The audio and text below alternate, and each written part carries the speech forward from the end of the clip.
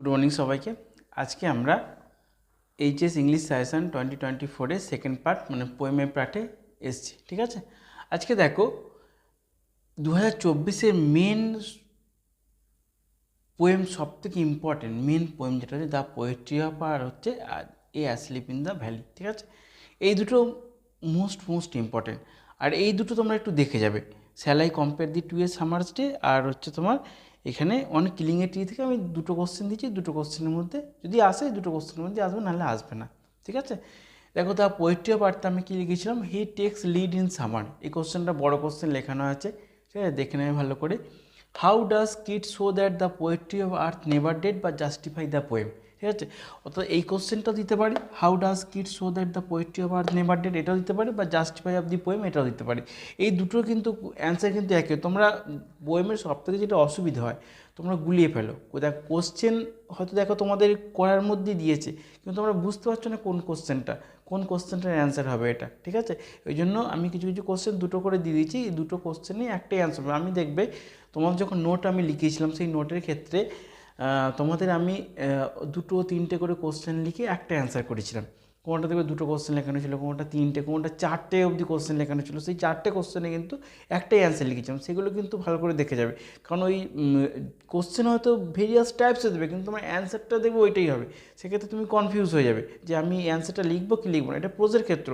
ঠিক আছে, প্রোজেও দেখবে আমি করেছি, আমি তোমাদের করিয়েছি দুটো বা তিনটে কোশ্চেন দিয়েছি, চারটে কোশ্চেন দিয়েছি, কিন্তু অ্যান্সার আমি একটাই করেছি। সেরকমই আগে কোশ্চেনটা ভালো করে বুঝবে, কোশ্চেন যদি কনসেপচুয়াল কোশ্চেন বুঝে তারপর অ্যান্সার লেখা শুরু করবে। ঠিক আছে, এবার দেখো 3 নম্বরটা দেখো, and seems to one in drowsiness half lost the grasshopper among some grasses. এই লাইনটা তুলে দিলে, এই লাইনটা তুলে দিয়ে একটা অ্যান্সার তোমাকে লিখতে হবে। এই লাইনটা তুলে দিয়ে তোমাকে কোশ্চেন দিল। ঠিক আছে, এই কোশ্চেনটা আমার লেখানো আছে, এরম টাইপের সেম কোশ্চেন আমার লেখানো আছে, দেখবে। এবার দেখো asleep in the valley, the poetry of earth আর অ্যাসলিপ ইন দ্য ভ্যালিটা কিন্তু অবশ্যই দেখে যাবে। আর shall I compare thee to a summer's day আর অনকিলিং এটিটা, এটাও দেখে যাবে, কিন্তু এই দুটো কিন্তু অবশ্যই, এই দুটো কিন্তু ইম্পর্টেন্ট। ঠিক আছে, express the entire attitude of the poem, how the futility of war present in the poem. দেখো এই দুটো কোশ্চেন এই দুটো কোশ্চেন express the entire attitude of the poem, এই কোশ্চেনটা how the futility of war presented in the poem, এই দুটো কোশ্চেন কিন্তু একটাই অ্যান্সার হবে। ঠিক আছে, তোমরা কিন্তু মানে ভয় পেয়ে যাবে না। হয়তো তোমরা এই কোশ্চেনটা করে গেছো, express the entire attitude of the poem. ঠিক আছে, কোশ্চেন হলো how the futility of war presented in the poem. অর্থাৎ এইটা করে গেছো, এইটা কোশ্চেনটা কিন্তু অ্যান্সার কিন্তু একই হবে। ঠিক আছে, আমি তোমাদের দেখবে করিয়ে দিয়েছি। সবসময় কোশ্চেনগুলো দেখবে আমি দুটো বা তিনটে কোশ্চেন লিখে একটা অ্যান্সার করি, সেক্ষেত্রে দেখবে এরকম কোশ্চেন আছে। ঠিক আছে, তারপর দেখো 2 নম্বরটা, in his side there are 2 red holes. ঠিক আছে, এই লাইনটা তুলে দিল, এই লাইনটা তুলে একটা কোশ্চেন দিতে পারে। A soldier open mouth. ঠিক আছে, এই সোলজার ওপেন মাউথ, এটা একটা লাইন তুলে দিয়ে কোশ্চেন দিতে পারে। এই চারটে কোশ্চেনে আমি মোট 5টা কোশ্চেন লিখিয়েছি। 5টা কোশ্চেনের মধ্যে 3টে কোশ্চেন তোমাদের অবশ্যই দেখে নেবে। ঠিক আছে, এবার দেখো shall I compare thee to a summer's day. Shall I compare thee to a summer's day, so long as man can breathe gives life to thee.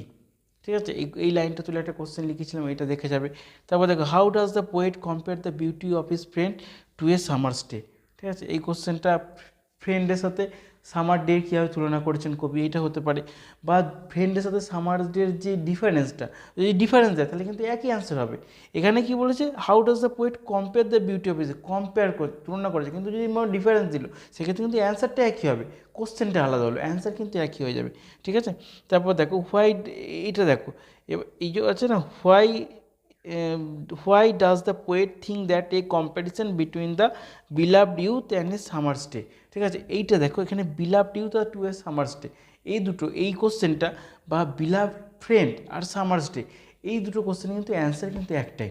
ঠিক আছে, অতএব গুলিয়ে ফেলবে না, কিন্তু কোশ্চেনটাকে ভালো করে পড়বে, তারপর অ্যান্সার লেখা শুরু করবে। তোমাদের অ্যান্সার অত জানা আছে, তোমরা দেখছো অ্যান্সার আমরা করেছি, কিন্তু যে কোশ্চেন তো এই কোশ্চেনটা তো নয়, আমি এই কোশ্চেনটা তো দেখে আসিনি, এই কোশ্চেনটা তো আমি পড়িনি, কিন্তু দেখবে এই সেম টাইপের কোশ্চেন তোমরা কোশ্চেনটা পড়েছো, কিন্তু অন্যভাবে পড়েছো।